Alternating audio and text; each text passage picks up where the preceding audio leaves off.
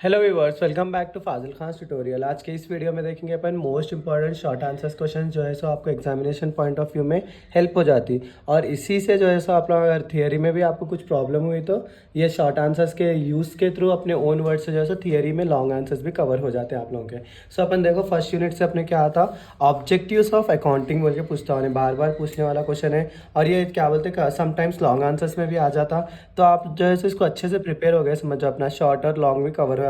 सो अपने को देखो, according to the American Institute of Certified Public Accountants AICPA 1941 में अकाउंटिंग का डेफिनेशन दिए थे वो लोग। सो अकाउंटिंग एक आर्ट होता है। Accounting is an art of recording, classifying and summarising in significant manner and in terms of money transaction and events which are in part at least of a financial character and interpreting the results thereof।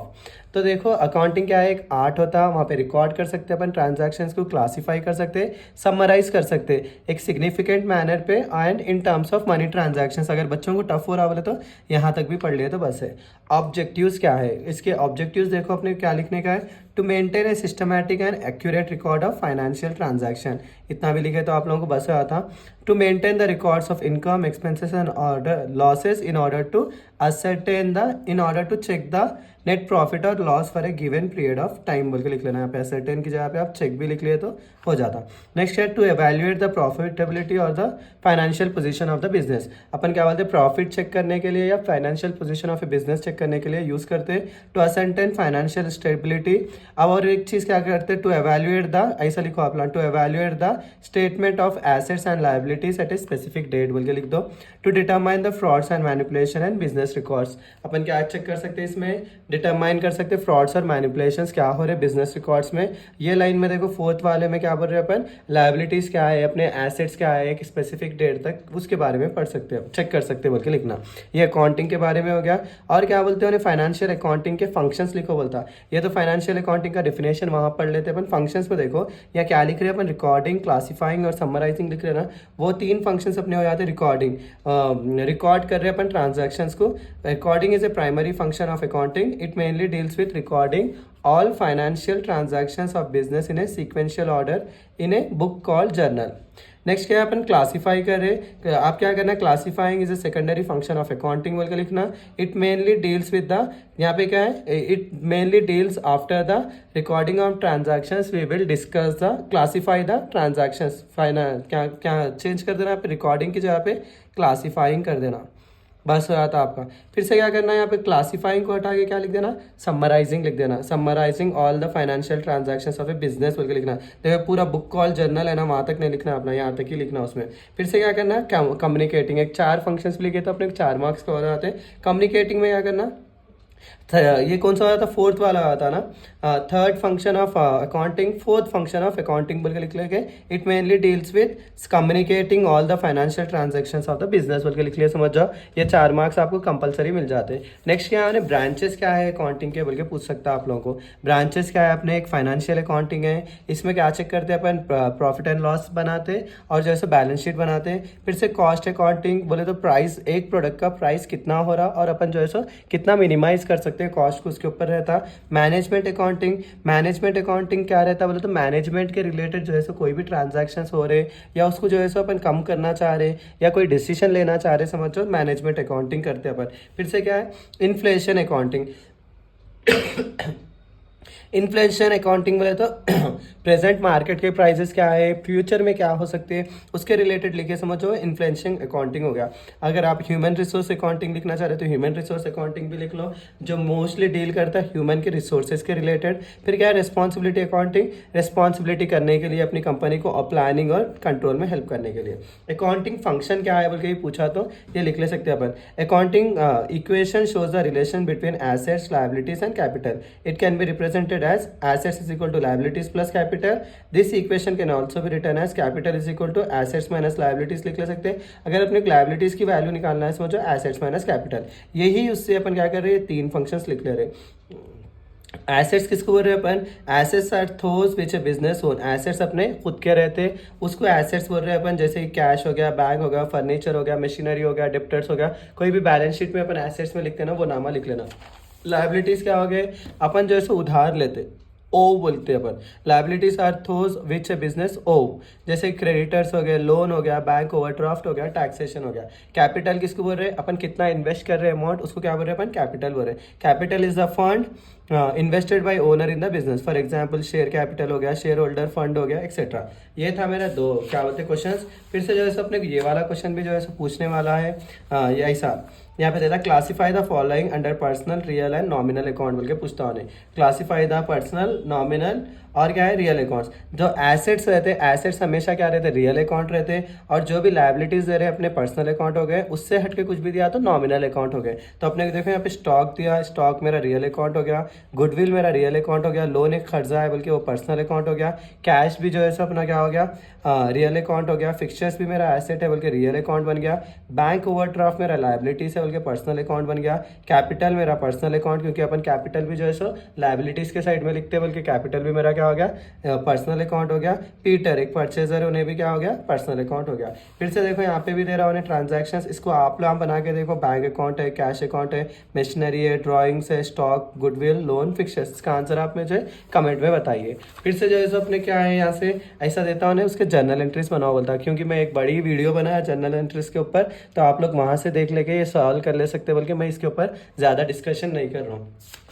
अपने को mostly ये आता। और एक चीज़ जो है trial balance बोल के आता। देखो आप लोगों को ट्रायल बैलेंस अगर करने भी नहीं आया बोले तो फाइनल अकाउंट का जो क्वेश्चन रहता वो क्वेश्चन में से देख लेना अपन कौन सी चीज़ किधर आ रही। जैसे कैपिटल है, कैपिटल अपने फाइनल अकाउंट के क्वेश्चन में क्या देता उन्हें, क्रेडिट साइड में देता। सो अपने क्या करने का है, पर्टिकुलर डेबिट क्रेडिट बोल के लिख लेना। अब कैपिटल किधर आ रहा मेरे को, क्रेडिट में आ रहा। सेल्स रिटर्न अपना ये साइड आता, परचेज रिटर्न आता ये साइड आता। फर्नीचर मेरा ये साइड ही चाहता, डेबिट के साइड में आ रहा। बिल्स पेबल तो खर्चे पूरे इधर आते और इनकम्स पूरे क्रेडिट साइड में आते। एक्सपेंसेस अपने पूरे ये साइड आते हैं और जो है सो एसेट्स अपने पूरे ये साइड आते हैं। सो बच्चों को यहाँ डाउट आता सर ड्राइंग जो है सो अपन लाइबिलिटीज साइड में लिख रहे, फिर यहाँ पे जो है सो क्रेडिट में क्यों लिख रहे बोल के डाउट आता। ड्राइंग्स अपन जो है सो कैपिटल में से माइनस कर रहे, राइट, माइनस कर रहे समझो। लाइबिलिटीज में अपन कोई चीज़ वो भी अपन कहाँ लिखते, क्रेडिट में लिखते। फिर यहाँ पे भी है देखो आपको plant and machinery, land and buildings, furniture and fixtures, wages and salaries, इसके बारे में भी अपने क्या करने का, ट्रायल बैलेंस बनाने का रहता है। ट्रायल बैलेंस बेसिक रहता है। देखो मैं इंशाल्लाह हुआ तो उसकी वीडियो भी बनाऊंगा ट्रायल बैलेंस के ऊपर भी, आप लोग वहां से भी जो है सो ट्रायल बैलेंस परफेक्टली सीख ले सकते हैं। फिर सेकंड यूनिट में आएंगे अपन। सेकंड यूनिट में देखो अपने क्या है, मोस्टली इंपॉर्टेंट क्रेडिट नोट क्या है, डेबिट नोट क्या है बोल के पूछते रहता हूँ उन्हें। डेबिट नोट किसको बोल रहे हैं अपन, जब कभी भी कोई परचेजर को अपन क्या कर रहे हैं, अपने गुड्स जो है सो सब रिटर्न कर रहे हैं समझ जाओ, तो वो क्या हो जा रहा, परचेज रिटर्न हो जा रहा। देखो debit note is issued when goods are return by purchaser to a supplier और seller for the purpose of purchase return. It consist of small explanation about the return goods, price, discount of goods etcetera. इतना लिख देना, लिख देंगे। Thus debit note is use for purchase return transactions. इसका ही पूरा opposite लिखे तो वो क्या हो जाता है अपना क्रेडिट नोट। ये परचेज रिटर्न के टाइम पे देते हैं अपन, ये क्या देते हैं, सेल्स रिटर्न के टाइम पे देते हैं अपन। तो वही सेम लिखते हैं अपन। Credit note is send by the seller to the purchaser for the purpose of sales return. It consist of small explanation about the return goods, that is price, discount of goods etcetera. It is called as credit note because the account of return is credited with the amount mentioned in the credit note. Thus, credit note is used for sales return transactions. ये आपको easy दिख रहा तो इसका लिख लेके इसको opposite कर देना, परचेज में लिख दिया तो समझ जाओ ये डेबिट नोट बन जाता अपने को। जर्नल प्रॉपर क्या है बोल के पूछ सकता हूँ। जर्नल प्रॉपर क्या है, इसमें जो ट्रांजेक्शन अपन सब्सिडरी बुक्स में नहीं रिकॉर्ड करते वो ट्रांजेक्शन क्या करते हैं अपन जर्नल प्रॉपर में रिकॉर्ड करते हैं। और journal proper records only those transactions that cannot be entered into any of the subsidiary books. The different entries of a journal proper are opening entries है, क्लोजिंग एंट्रीज है, adjustment entries है, transfer entries है, rectification entries है, etcetera. It is the last subsidiary books and it is also called as special journal बोलते हैं। इसका format जो journal entries का फॉर्मेट बनाते हैं अपन वही रहता है, डेट, पर्टिकुलर, LF, डेबिट और क्रेडिट आता अपने को। फिर से देखो अपने क्या है, प्रिपेयर परचेज बुक बोल के पूछ सकता हूँ आपको। परचेज बुक कैसा प्रिपेयर करना, date, particular, inward invoice number, LF number, amount. अब देखो इनवर्ड अगर वही सेल्स बुक बोला समझो, या इनवर्ड को हटा देना अपन क्या लिखना, आउटवर्ड लिखना। ये बुक में जो है सो ने रॉन्ग लिखा है, यहाँ पे पूरा नहीं लिखना अपन, जस्ट जो है सो उन लोगों के नामा लिख देना। अब देखो परचेज गुड्स फ्रॉम उमा है ना, जस्ट यहाँ पे क्या करना, डेट डालना, उमा बोल के लिख देना। फिर उमा का अमाउंट कितना है 600 है। फिर यहाँ पे परचेज गुड्स फ्रॉम कृष्णा है ना, यहाँ पे कृष्णा बोल के लिखना अपन 800 बोल के लिख लेना। गुप्ता है ना, परचेज है ना, ये भी रिलेटेड 900। फिर क्या है परचेज गुड्स फ्रॉम स्वामी 1000 लिख दिया अपन। अब देखो यहाँ पे सोल्ड गुड्स टू मी ना, ये सेल्स अकाउंट में बनाने का है ना अपने को। इन्हें बनाओ कौन सी बुक बोल रहा है अपने को, परचेज बुक बनाओ बोल रहा। तो ये ट्रांजैक्शन अपन सोल्ड गुड्स टू मीना वाला नहीं लिखने का रहता। अब देखो ये सेल्स की बुक है, ये सेल्स की बुक का जो है सो सेम रहता है। यहाँ पे मैं क्या बोला, इन्वर्ट की जगह पे क्या करना बोला, आउटवर्ड लिखना बोला। आउटवर्ड लिख लिया अपन। अब देखो sold goods to Rama trader. और एक चीज याद रख लो, अगर परचेज बुक में अगर फर्नीचर दिया समझो, परचेज फर्नीचर फ्रॉम कृष्णा या मोहन बोल के दिया समझो, एसेट्स के अगर उन्हें नामा दे रहा समझो अपन, वो एंट्रीज भी जो है सो परचेज बुक में नहीं लिखते, वो डायरेक्टली अपन फर्नीचर के एंट्री में लिखते। सो वो चीज़ भी नहीं लिखना आप लोग। और कोई भी चीज़ उन्हें कैश बोल के भी दे दिया समझो, purchase goods from Uma for cash बोल के ऐसा भी दिया समझो, तब जब कभी भी अपन जो है सो परचेज बुक में वो ट्रांजैक्शंस नहीं लिखते। ये चीज़ें आप लोग दिमाग में फिट कर लीजिए। नेक्स्ट, और वो सेल्स में भी अगर आ गया, सेल्स के साथ साथ उन्हें कैश दे दिया समझो अपन, वो चीज़ें भी इधर नहीं लिखते। तो अब देखो sold goods to Rama traders 25,000, sold goods to Ramesh and bro 5,000, Ramesh and bros बोल के, मलिक एंड ब्रोस 10,000। फिर से क्या है सोल्ड ऑन क्रेडिट, क्रेडिट बोले तो भी उधार का ट्रांजैक्शन है, देखो 2,000 लिख लिया अपन। फिर यहाँ पे देखो cash receive from Raja Rani, cash receive हो रहा है यहाँ पे, और सेल्स के रिलेटेड एंट्री है, नहीं होती बोल के ये चीज़ अपन इसमें नहीं लिख रहे। अब नेक्स्ट देखो अपने को ये वाला क्वेश्चन। अब यहाँ पे देखो from the following transact particular write up the sales book of Shri Sai. कौन सी बुक बनाने का अपने को, सेल्स बुक। तो बच्चे परफॉर्मा आप लोग सीख लिए समझ जाओ, तो परफॉर्मा के भी मार्क्स मिलते हैं आप लोगों को 1 मार्क्स। तो परफॉर्मा देख लीजिए अपना, date particular outward LF amount, एक ही लिखेंगे अपन अमाउंट। मैं ये वाला प्रॉब्लम करने की कोशिश करता हूँ क्योंकि इसमें जो है तो थोड़ा डिफिकल्ट दिया उन्हें, बच्चे कंफ्यूज हो जाएंगे बोल के मैं कर रहा हूँ ये क्वेश्चन को। डेट अपना क्या है, उसके बाद में पर्टिकुलर आता, उसके बाद में क्या आता, LF आता। उसके बाद में देखो अपने को सेल्स रिटर्न आ गया समझ जाओ, उसमें अपन क्या आता, आउटवर्ड इनवॉइस नंबर। देखो LF अपन इधर भी लिख सकते हैं, इधर भी लिख सकते हैं, आप लोग कंफ्यूज मत होइए सर इधर बोले थे अब इधर कहीं को लिख ले रहे हैं आप बोल के। आउटवर्ड इनवॉइस नंबर, उसके बाद में क्या है मेरा अमाउंट होता।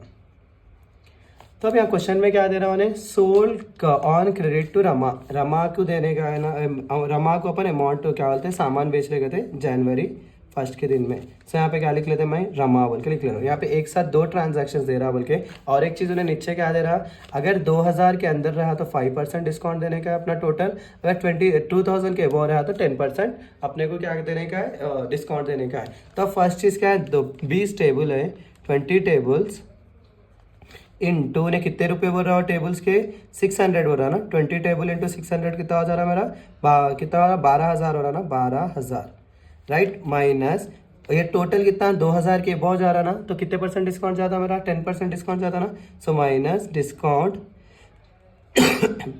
कितना 10%, 12,000 का 10% निकाले तो 1,200 होता मेरे को, वो कितना हो जा रहा टोटल 10,800, ऐसा लिख ले सकते हैं अपन। इन्हें यहाँ पे क्या करा, एक साथ 2 चीज़ें दे दे के आप लोग कंफ्यूज कर रहे हैं, यहाँ पे अमाउंट 2 बोल के, फिर बच्चे कंफ्यूज नहीं होना बोल के कर रहा हूँ। उसके बाद यही डेट में क्या है 50 चेयर्स के बारे में भी है ना, 50 चेयर्स इंटू 20, 50 इंटू 20 करे तो कितना आ रहा मेरे को, 1,000 आ रहा। अब ये क्या बोलते 2,000 से कम है बल्कि इसका डिस्काउंट कितना आता मेरे को, 5% आता ना, 5%, 1,000 का 10% 100 होता, उसका हाफ कर लिया तो मेरे को 50 आ रहा। इसका टोटल कितना हो जा रहा मेरे को, 950 हो जा रहा।